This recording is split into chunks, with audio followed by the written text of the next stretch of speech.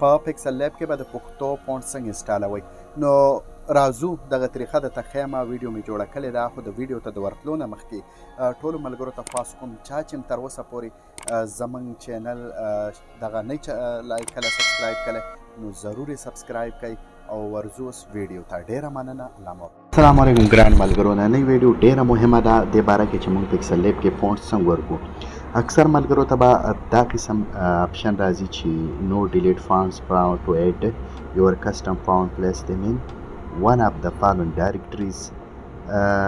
دا ولې راځي؟ اکثر ستونزې ډېرو ملګرو ته دا ستونزې وي او کم ملګرو چې تر اوسه ایډ کړي نه وي نو دواړه ریډي شئ او ټول دغه طریقه زده کړئ. نو راځو موږ د ټول ناول ملګرو راځو او دا پکسلاب چې کوم پخوانی زموږ موبایل کې دی دا ان انسټال کوو. دا موږ ان انسټال کوو او بیرته ځو دا واپس انسټال کوو. څو پورې چې دا انسټال کېږي نو موږ ورځو دلته موږ چې کوم فونټس ډاونلوډ کړي وي هغه انزپ کوو. هغه تر هغې نه دغه کېږي څو پورې چې موږ انزپ کړي نه وي هغه پورې نه ایډ کېږي. نو دا زموږ سره فایل په ډاونلوډ کې وي. موږ ډاونلوډ له ورځو او په ډاونلوډ کې فون سټوریج ته ځو. دلته ډاونلوډ فون سټوریج ته تلل دي بیا ډاونلوډ ته راتلل دي. نو دغه شان موږ اوس راځو ډاونلوډ فولډر به تاسو وګورئ ښه په ارام سره. ډاونلوډ فولډر ما وکتو او دلته راغلو. کله چې دا انزپ نه وي هغه فولډر یې نو هغه داسې ښکاري. دا موږ ډاونلوډ کړي دا به تاسو هم وګورئ پشتو 265 فونټس.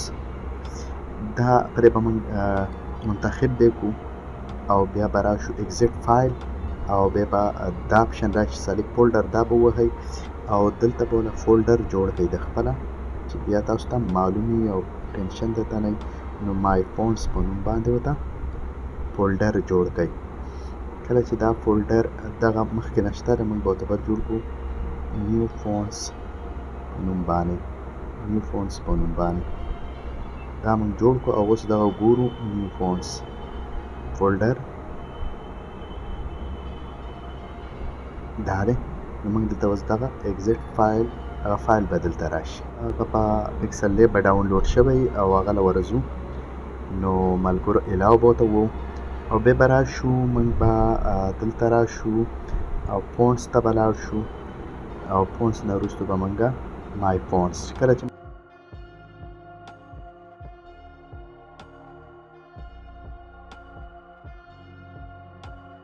فولډر وو دغه نشان به وو آیکن به وو دلته به موږ اوپو ته لاړ شو یا کوم موبایل دی هغه سټوریج ته لاړ شو او هغه فولډر به ورته منتخب کړو کوم چې موږ جوړ کړی مای نیو فونټس باندې او هلته به ورته دا فولډر منتخب کړو کوم موږ چې انزپ کړی دی.